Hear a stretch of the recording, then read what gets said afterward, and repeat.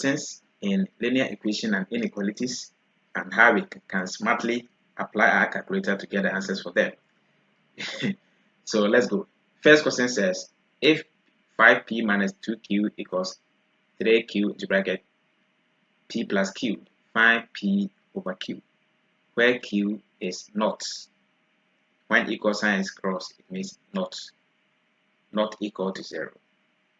So we are not expecting 0, but any other number. What is the examiner trying to imply?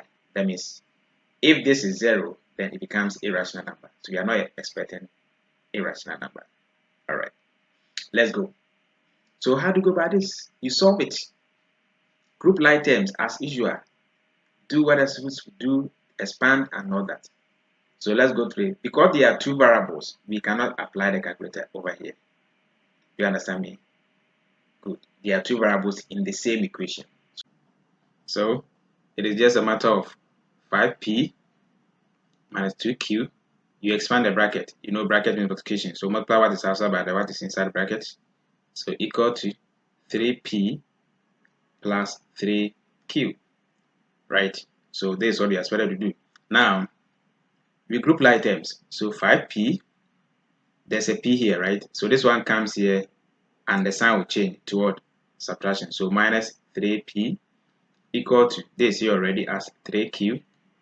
Then this one comes to join it as what? Plus 2q. You get the picture. So what do we have here? 5 minus 3 is what? 2p equal to 3 plus 2 will give us 5q. Right? The examiner says find the value or find what? P over q. So make sure you do p over q. There's a p here. I want over q. So I here over what? Q. Just to help me get what the examiner commanded. Are you okay? So simple. Then the same must be done at the opposite side. Mathematics is democracy. What you do at the left hand side, you repeat the same at the right hand side. You get the picture? Good. Great. That's democracy for you. Now remember, we are interested in p over q, not 2p over q. So the 2 must also be cancelled. So divide here by 2. Then the same must be repeated at this side. 2 cancels 2. So we get p over q as the examiner wants us to do. Equal to, what happens here? Q will cancel q. Remaining 5 over 2. Therefore, the answer is this. So simple. You love it.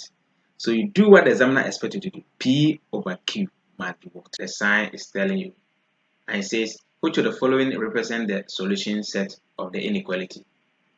As you can see here. Let's fill it in our calculator. When we get the value is enough to even get us the answer without showing working. So let's go. Calculator is also, first one is what? 4 brackets x minus 1. So x minus 1, my x is alpha, bracket x minus 1. Good. I close my brackets. Inequality sign, I said put equal sign. So you put your equal sign there, right? And go. We are interested in the value. After that later, if you don't get it straight away, you can confirm that. Plus 2. Plus 2. Right? Is that a question? Good. There's only one bracket here. Plus 2. Let's solve it. Shift solve. I might get 6, not negative 6. 6. So I'm just searching for 6. I can get 6 here. Is that another 6? I can get another 6 here. Which of them is correct answer? The inequality sign is shaded. These are not 6. So they are off already. Inequality sign is shaded. If it's shaded, you paint the circle you do here. Okay. So the option is option D. So I don't have to work. Get the value, and that is enough for you to throw some of the answers away. Remaining 2, right? Then the description, the identity is under equal sign. You pick it and go. Hello. You see what the calculator can do on your objectives. You don't have to pay mathematics. Watch my videos. You love it. Alright, let's move on. Alright, that's another question. Find the range of values of x for which that. As you can see. And it's inequality. So we are going to put equal sign and apply calculator. And look at the answers. Then the answers will tell us whether we should prove it or not. So straight away, let's go. The first term is fraction, right? Can you see a bar? There's a fraction. So I open a fraction bar, fraction key. 5 minus x alpha that. Forward arrow. You press forward arrow, take you down or to the next term. 3. Forward arrow, take you to the center before you press your sign. Plus 2. Okay, in equal sign, I said let's put equal sign there. So alpha equal sign. Fraction key, that's also fraction. So I open my fraction, x minus 2. X alpha brackets minus 2. Okay. Forward arrow takes me down. 2. Forward arrow take me to the center. Now that I know I've put in the right terms or the right keys, right? What should I do? The right values. I saw shift solve. 5.6. There's no decimal here. They are in fractions. So I press SD. 28 over 5. 28 over 5.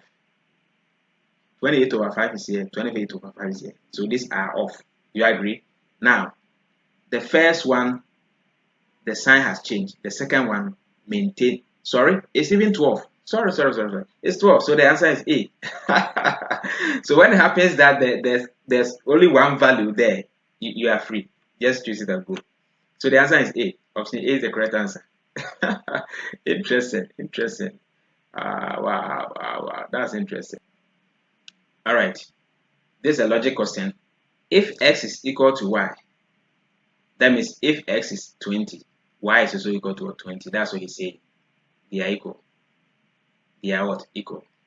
I'm saying that and z is greater than y. So z is greater than y. So let's say z is 30. So you can use your own values to do the analysis to make the work easier for you. You create your own values. So let's see if which one is true. X is greater than z. X is greater than z.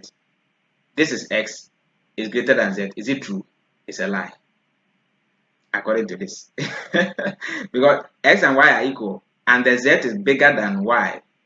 So when you come here, he's asking x is big. X is less than y. Sorry for that.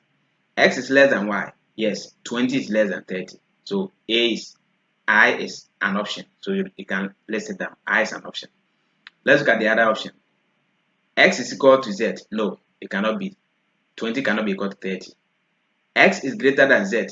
X is greater than z. X is greater than z. 20 is not greater than that. So the answer is I only. Option D is the correct answer. Good. Straight away, it says what? Solve the equation, as you can see there. So let's solve it. I clear my screen. Then I go. It's fraction. 1 over 3. 1 forward arrow 3.